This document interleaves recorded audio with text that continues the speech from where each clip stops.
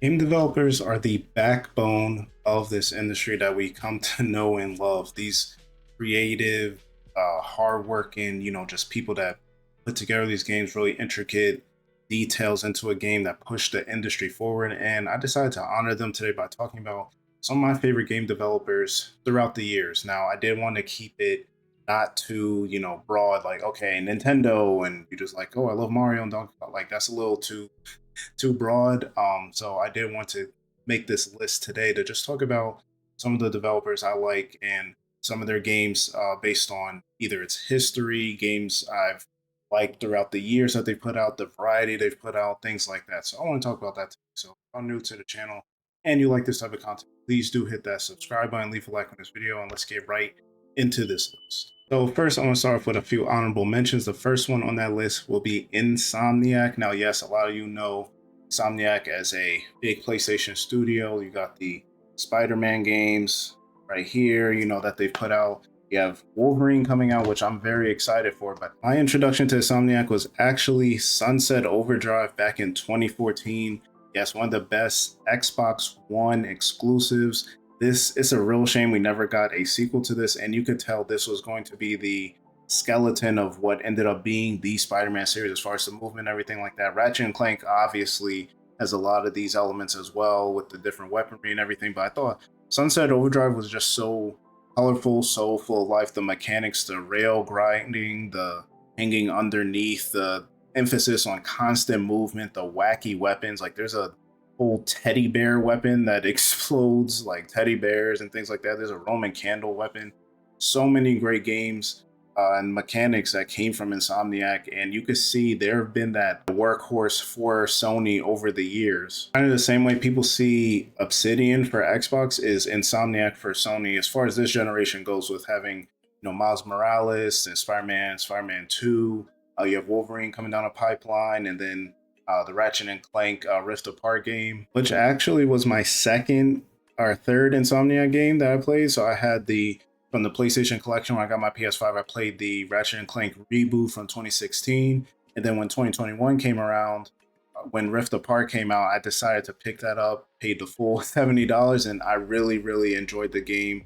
Again, same thing I said with Sunset Overdrive, just the amount of colors and vivid imagination and characters and the different amount of weapons. Like, how many weapons can you actually, think about? But then again, the traversal, going around, grinding, wall running, all these different things. Insomniac is really, really, I'd say, masters of level design and interconnectivity between the levels and the character, and just making sure everything flows through very cohesive. And me not owning a PlayStation growing up, I wasn't, I wasn't familiar with Insomniac's game, but I was always interested in Ratchet and Clank, and again, all their other games just coming out and that have been out is really interesting me, so I had to put them as an honorable mention on the list. Now, next up, we have Take Two, and I say Take Two broadly because some people on their list they might have like Rockstar specifically, but I'm, as I've said on the channel before, not like a huge Rockstar fan. I'm not like into, Bully and Red Dead Redemption, even though I do want to check out Red Dead Redemption 2 at some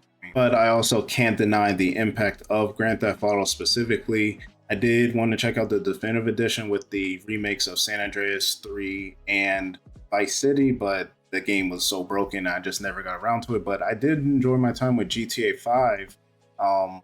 Back in college, I did only play it once. I never played the online that a lot of people like nowadays, but I did really, really, really enjoy that game. And then on the flip side of Rockstar, you have 2K games, which obviously makes NBA 2K, which, I could say part of my childhood, kind of, back in the days. I haven't bought a 2K since Chris Paul's on the front in his Hornets jersey, but 2K also did make the BioShock series, which that's very high on my list for top games ever. I almost put Take Two on the top 5 for the actual developers and not honorable mention, but I felt like as a whole, I didn't really like a lot of their games as a whole compared to the others on this list. But Take Two, just off the strength of BioShock alone, was going to make an honorable mention on the list. And then you throw in GTA 5 as well. All right, next honorable mention is Bethesda. So similar to the Take Two situation, I didn't do Bethesda GameWorks or SoftWorks, whatever it's called. The overall company as a whole, Bethesda with ZeniMax, Arcane, machine games and things like that. And machine games in particular, I wanted to highlight. I've said on the channel before that I really did enjoy the Wolfenstein series. I'm hoping Wolfenstein 3 at some point does come out. But outside of that, Indiana Jones most recently that came out last year, which really surprised a lot of people. There was, concerns around it being mostly first person, even though it's an adventure game. But I think Machine Games did a very, very good job with the game with a nice blend of stealth, action, and everything like that. And then even outside of that, on the other side of Bethesda with Arcane, I did like the Dishonored series. I did start that. I haven't finished the next two in the series. I also want to get into Prey, Deathloop, and everything like that. But Bethesda as a whole, their main games like Elder Scrolls and Starfield and Fallout, those are the games that are really known for the real big blockbusters. I just couldn't get into. I spent like 20 hours in Starfield, but I couldn't get into it.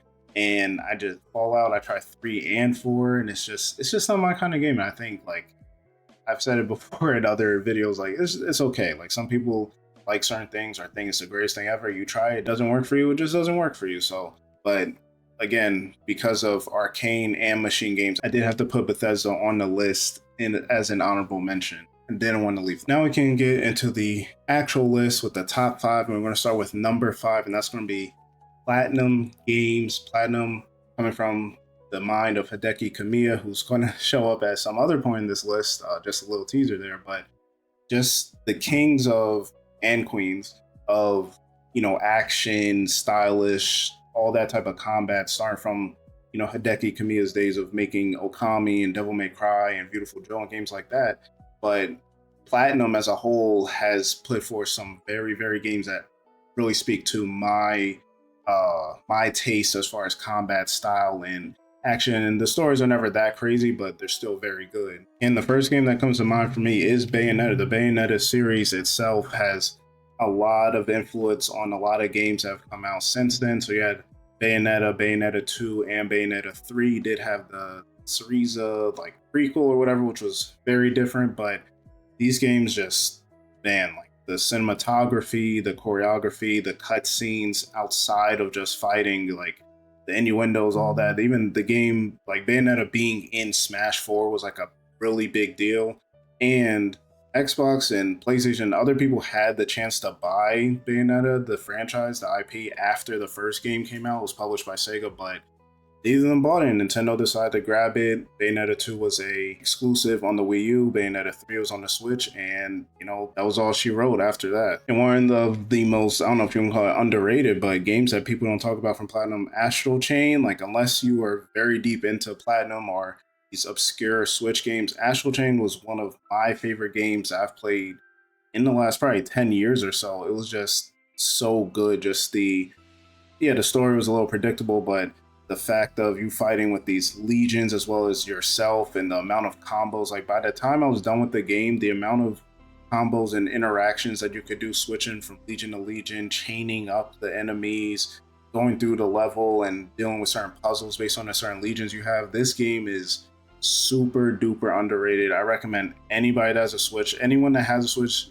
and they say, oh, what games do I need? I always recommend this game. Astral Chain is Platinum at its best, I'd say. Now, hopefully they will get a patch on the Switch too to run a little better, but yeah, man, Astral Chain is the game, cyberpunk kind of aesthetic, everything you would want in an action game. And not just with Bayonetta, so like I do have the Bayonetta series here, right here, 2 and 3, and then 1 as a download code. I actually beat 1 on the Xbox, but then you have Nier as well, Nier Automata, as well as Nier Replicant that Platinum did do. So they have a very, very long history of just great combat. Specifically, you had was it Metal Gear Rising? A lot of people have been asking for a sequel for. So yeah, Platinum without a doubt is the ones, and they got Ninja Gaiden 4. They worked together with Koei Tecmo and Team Ninja to come out in October next month. That's one of my most anticipated games of the year. Just that marriage of Team Ninja, Koei Tecmo combat, and then the Platinum flair and flavor on it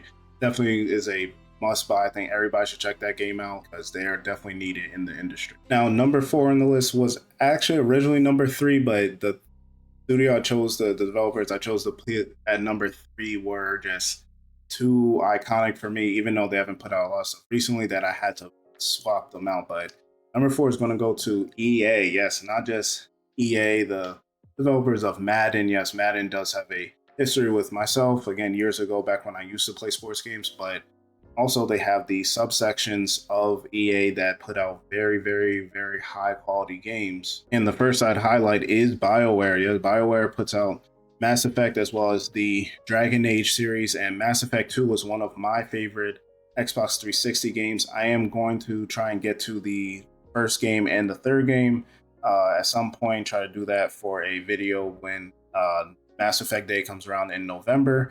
But my Mass Effect as well as Dragon Age were a big RPG, especially in the Western world, as far as influence and showing what the Western world could do as far as RPGs go. And they're some of the most influential choice and consequence games that have come out ever. And then with Respawn, you have the Jedi series, which Jedi Survivor I need to get to, but Jedi Fallen Order was one of my favorite games, again, of recent memory. And the fact that EA was able to have a studio put together to make this game. They did Titanfall, as well as you see Apex Legends going crazy. So EA as a whole is just, again, they are known for making Madden, but when you look at the smaller sub studios, they're definitely putting out a lot of really high quality games. And even the Dead Space series, which unfortunately with the name Dead Space, yeah, that franchise is a little, I don't want to call it dead, but I don't know if we'll get remakes of 2 or 3.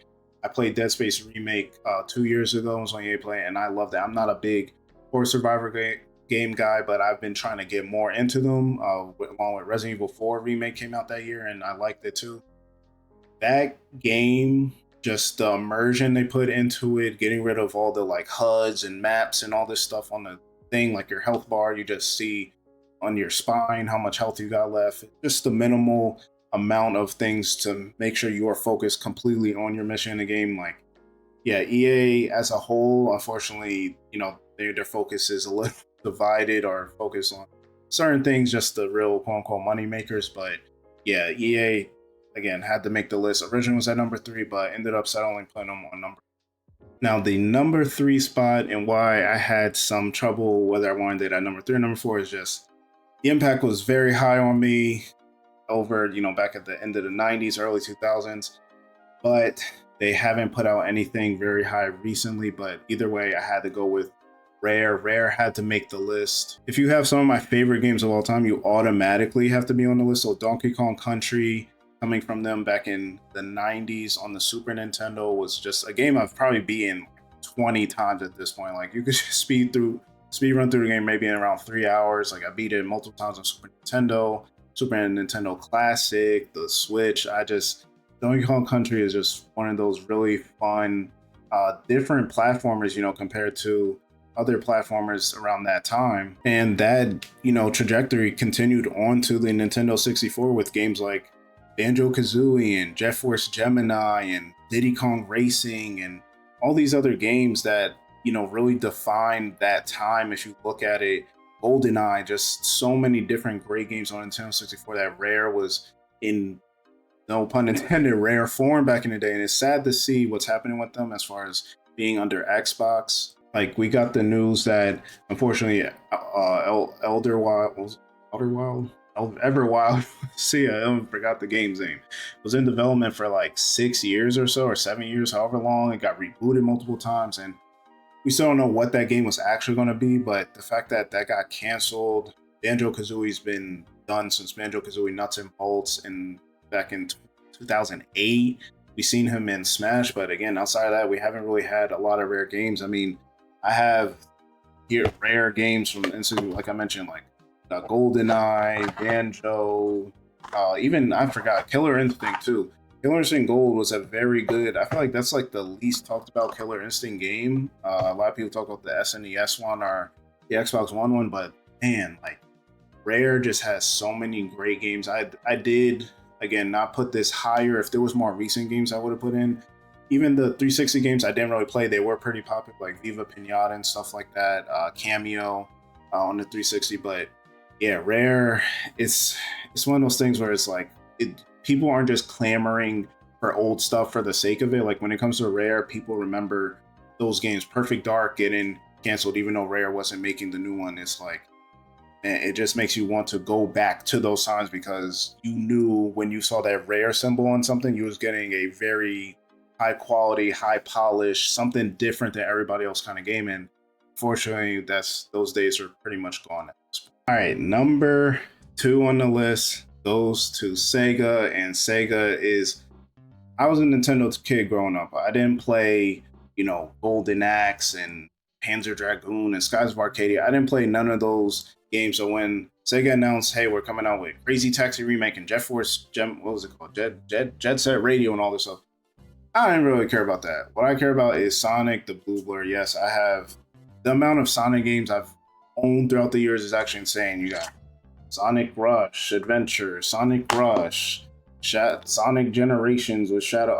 I bought this game maybe 3 times. I bought the 360 version. I bought the Xbox One version digitally. Then I bought Generations physically again. Like Sonic Frontiers. I love this game. Sonic Heroes, Shadow the Hedgehog, like Sonic Unleashed, Sonic Colors.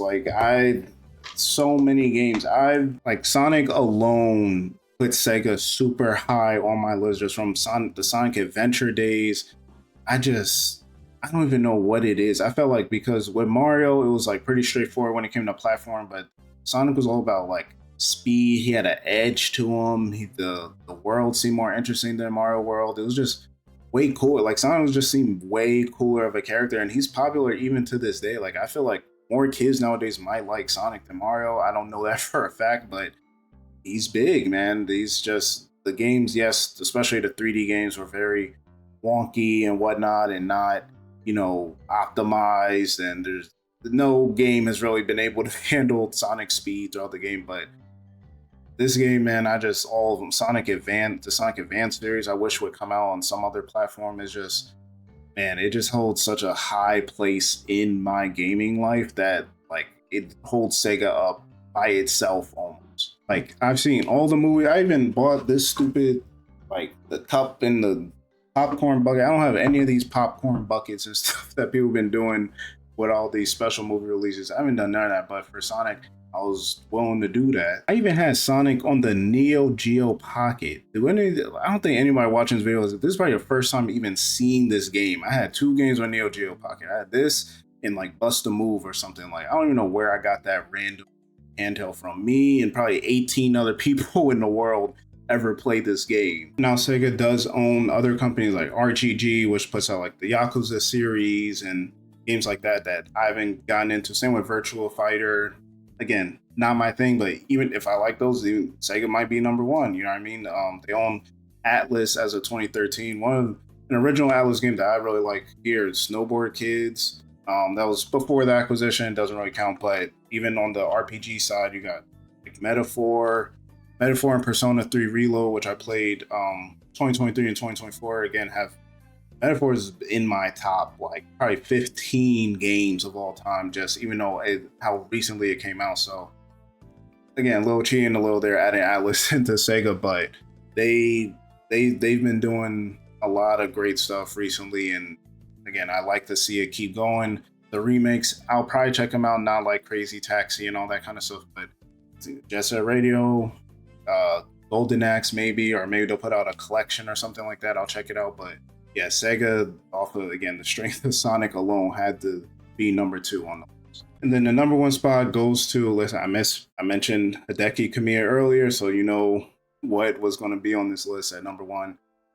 Capcom. Capcom had to go number 1. Capcom had a very dark history at the early 2010s or the end of the 2000s, but they've bounced back in a major way as far as putting out, great, not just remakes, but sequels and rebranding and things like that. Like they brought back Dragon's Dogma. Monster Hunter sells like 10 million copies easily. And then, of course, the remakes of the Resident Evil series, like you got Resident Evil 4. I've been wanting to play this game for forever because I kept hearing about it.